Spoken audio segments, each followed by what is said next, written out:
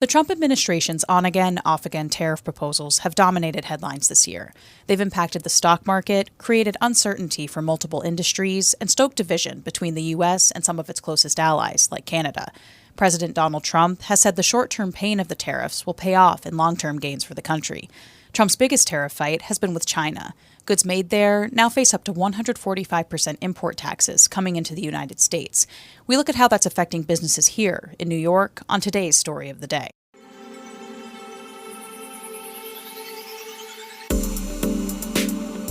Support for Story of the Day comes from Claxton Hepburn Medical Center, dedicated to providing patient care and regional services to the people of St. Lawrence County. claxtonhepburn.org. Hi, I'm Kara Chapman, and for David Summerstein, it's Thursday, April 24th. Up first, a man was injured and subsequently arrested in connection with an officer-involved shooting in Saratoga County Wednesday. State police say a vehicle pursuit of 45-year-old Billy Cassell III of Kingsbury ended when he crashed into a South Glens Falls home. He then allegedly fled the scene with a loaded shotgun. Police say troopers found Cassell and told him to drop the gun multiple times. They say he raised the firearm toward them, and that's when a trooper fired, striking Cassell on the shoulder. Cassell was treated and released from Albany Medical Center Wednesday evening. He was charged with felony criminal possession of a weapon and menacing a police officer, among other charges. Cassell is in custody at the Saratoga County Jail without bail. College and university leaders in the North Country have joined opposition to the Trump administration's higher education funding freezes. The presidents of SUNY Plattsburgh, SUNY Potsdam, and St. Lawrence University signed onto a statement released by the American Association of Colleges and Universities. So far, they and more than 400 of their counterparts across the country have signed it. The leaders said they're speaking against, quote, the unprecedented government overreach and political interference now endangering American higher education. The statement came after Harvard University announced that it's suing the Trump administration for freezing $2.2 billion in federal research grants. The freeze came after the university said it wouldn't bend to many demands made by the administration. The higher ed leaders said they opposed, quote, the coercive use of public research funding and called for constructive engagement. St. Lawrence University has also signed on to an amicus brief that challenges the administration's revocation of visas and detentions of non-citizen students and scholars. A proposed settlement to the decades-old Mohawk land claim is on its way to final approval by Congress. Congresswoman Elise Stefanik introduced a bill to ratify the agreement last week in the House of Representatives. As David Summerstein reports, the deal would close more than 40 years of litigation over Mohawk's Aboriginal territory. The deal would immediately return 3,500 acres of land to Akwesasne Mohawk territory. It would also give Mohawks the right to buy an additional 14,000 acres from willing sellers in northern St. Lawrence and Franklin counties. Mohawk people would get free SUNY tuition. The St. Regis Mohawk tribe would get up to 9 megawatts of low-cost power. And the New York Power Authority would pay the tribe $70 million over 35 years. That's because the NIPA-owned hydropower dam on the St. Lawrence River sits on Barnhart Island, which is part of the Mohawk land claim but will not be returned. Governor Kathy Hochul signed a bill into law approving the settlement last year after St. Lawrence and Franklin counties and Mohawk tribal councils on the U.S. and Canadian sides of Akwesasne all agreed to the settlement. In a press release, Congresswoman Elise Stefanik called the agreement a significant milestone. The land claim was filed in 1982 and nearly petered out in 2013 when the U.S. Supreme Court ruled against the Oneida Nation's land claim in central New York. But the Mohawks won a major court victory in 2022 when a judge ruled Mohawk people had lived in Akwesasne continuously since New York sold their land without congressional approval in the 1790s. That decision ruled the Mohawks were due compensation. But the land claim deal has deeply divided the Akwesasne community, with traditionalist Mohawks arguing a settlement would forever extinguish the Mohawks' title to their original territory. Some protesters of the land claim were arrested on Barnhart Island last year. But in a press release, the St. Regis Mohawk tribe said, quote, getting our land back has been a goal of ours and our ancestors, and that the settlement accomplishes that goal. David Summerstein, North Country Public Radio.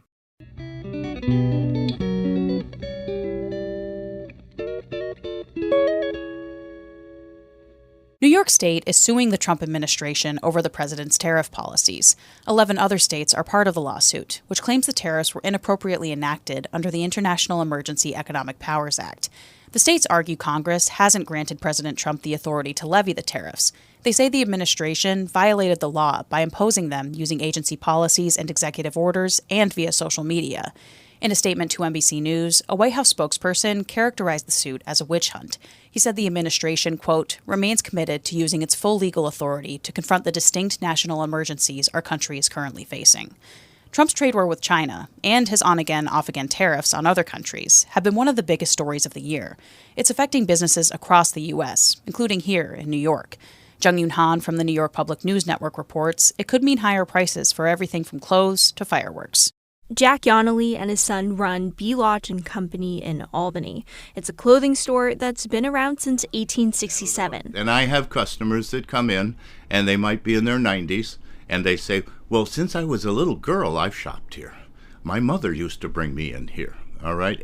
And that is very rewarding. In addition to everyday clothes, they sell scrubs for hospital workers in the capital region and student uniforms for about 30 schools across the state, and handkerchiefs. And I have older customers that wipe their nose with a handkerchief like my mother did. This time of year, Yonley is usually busy placing orders for the summer, but he has a problem.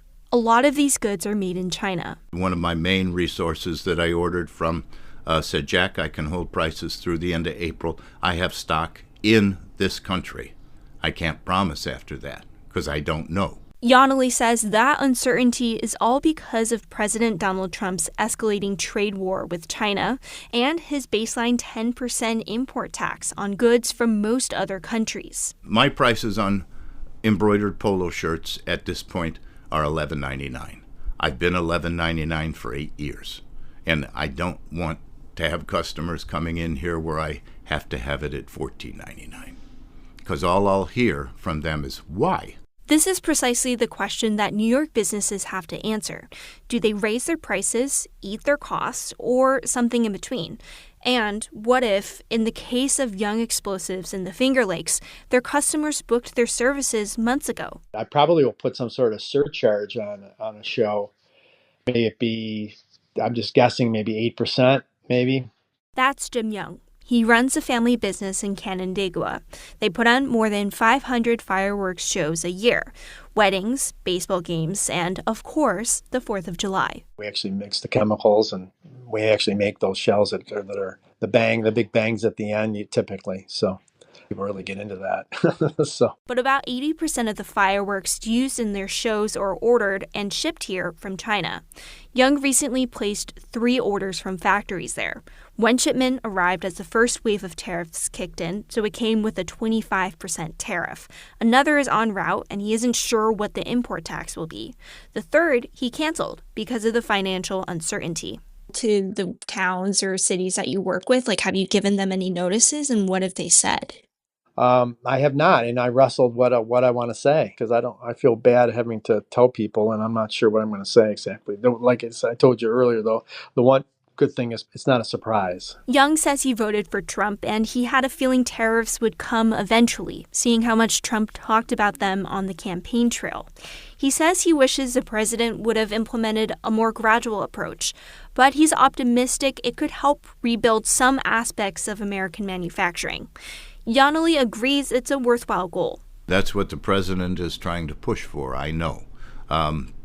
This country has changed from being a manufacturing country to a service country.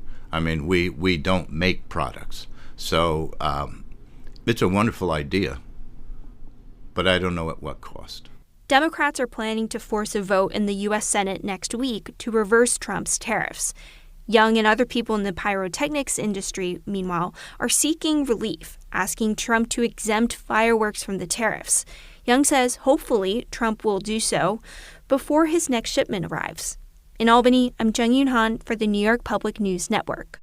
We have more news all the time on our website, ncpr.org. Music today by Christopher Watts of Canton and Evan Veenstra of Gananoque, Ontario. I'm Kara Chapman, North Country Public Radio.